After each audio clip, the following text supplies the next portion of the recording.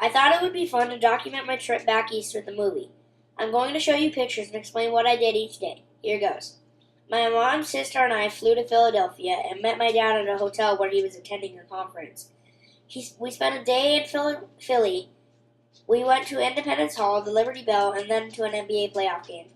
At Independence Hall, we were able to spend some time in the room where our country's founder signed the Declaration of Independence and wrote the Constitution. The Liberty Bell used to hang in this bell tower, but is now located across the street from Independence Hall.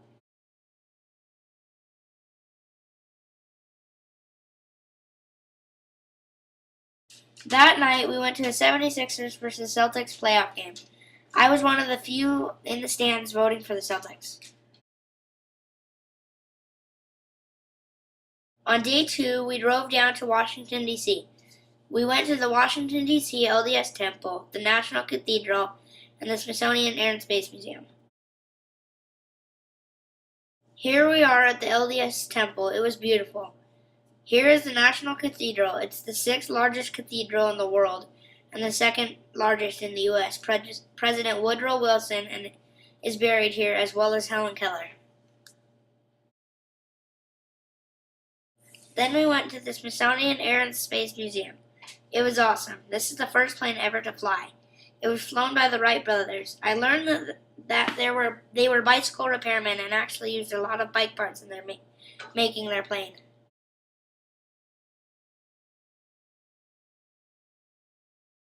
This is the Apollo 11, the spacecraft that landed on the moon. Later in the movie, I'll show you where I was able to meet Buzz Aldrin, the commander of the Apollo 11 and second man to walk on the moon after Neil Armstrong. This is the lunar module that they used to re-enter the Earth's atmosphere after going to the moon. On day 3, we went to the Smithsonian American History Museum and took a tour of the White House, a tour of the Bureau of Engraving and Printing, the Jefferson Memorial, and the Washington Monument. This is me at the American History Museum. This is a steel column from one of the twin towers that collapsed on 9/11.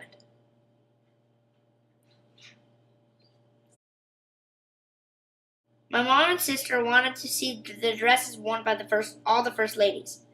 This is the dress worn by Michelle Obama at the president's inauguration. This is us at the White House. We took a tour of the East Wing of the White House, but they did not allow us to take any pictures. We got to see several rooms as well as the hallway with the red carpet where President Obama speaks to the press. It was awesome. There were Secret Service people in every room and armed guards walking around on the front lawn. We didn't get to see the president, but it was an awesome tour anyway. Then we went on a tour of the Bureau of Engraving and Printing. There are 2 of these in the country, one in D.C. and one in Texas. This is where all of our dollar bills are made. We got to see money being printed and cut into bills. Once again, they did not let us take pictures of this part. I learned that money goes in and out of circulation every 5 years, and slight changes are made so they can try to stay ahead of counterfeiters. I got to hug $1 million and kiss 100,000. If only I could have taken them with me. Then we went to the Washington Monument. You used to be able to go to the top of the monument, but they don't allow it right now due to some of the damage from the earthquake that they had there last year. This is us at the Jefferson Memorial. The Declaration of Independence is engraved on one of the walls of the memorial.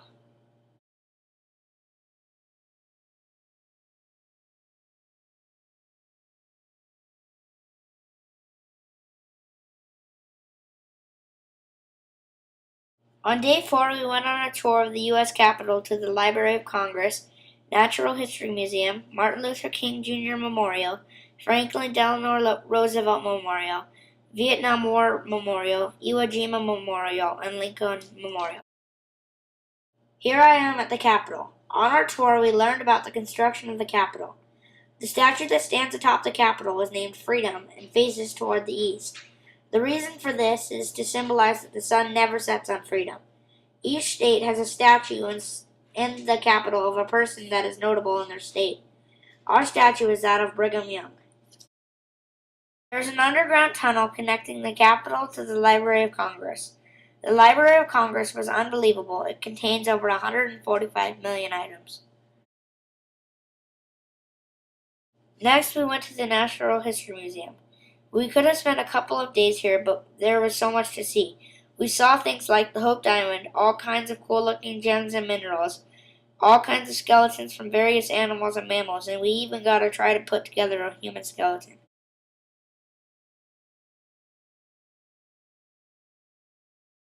That night, we went on a tour of a lot of monuments. We started at the Martin Luther King Memorial. This is the newest memorial opening just last fall. Behind a large statue of Dr. King is a wall containing quotes from some of his speeches.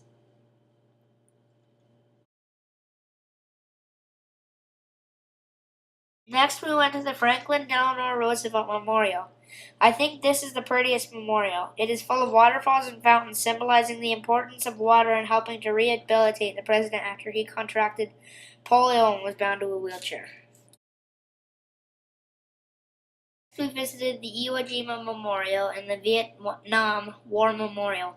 It was neat to see all the flowers and other items placed at the base of these memorials for Memorial Day. I learned that an education center is going to be built at the Vietnam Wall to help educate people and tell the stories of those who fought in the Vietnam War. They will break ground on this building on the upcoming Veterans Day. The last place we went was the Lincoln Memorial.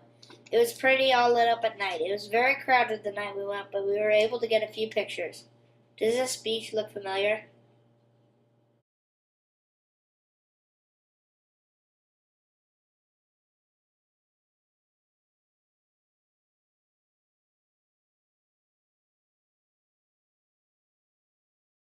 We drove by Ford's Theater where President Lincoln was shot. On day 5, we went to the International Spy Museum and then spent the rest of the day relaxing at my aunt and uncle's house in Vienna, Virginia.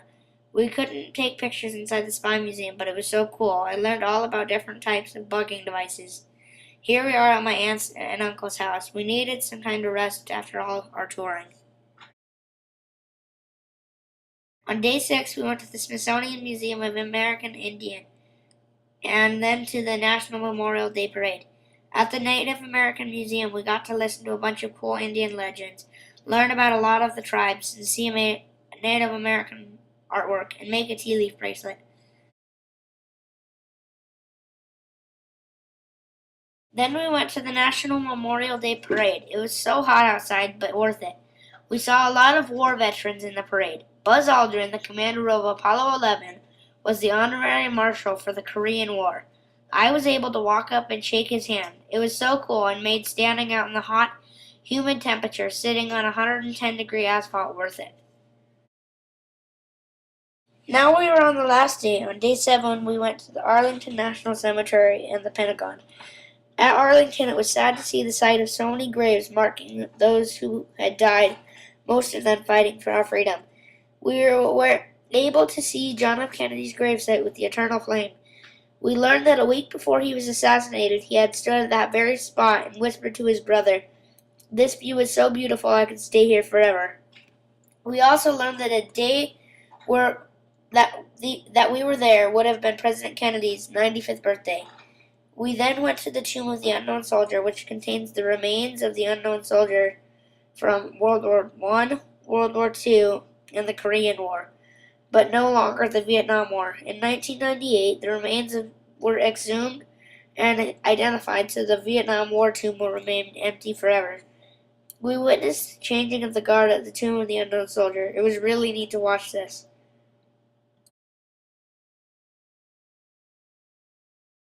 Then we went to the Pentagon to see the 9/11 memorial. I was sad as I walked around and read the names of the many people who lost their lives that day.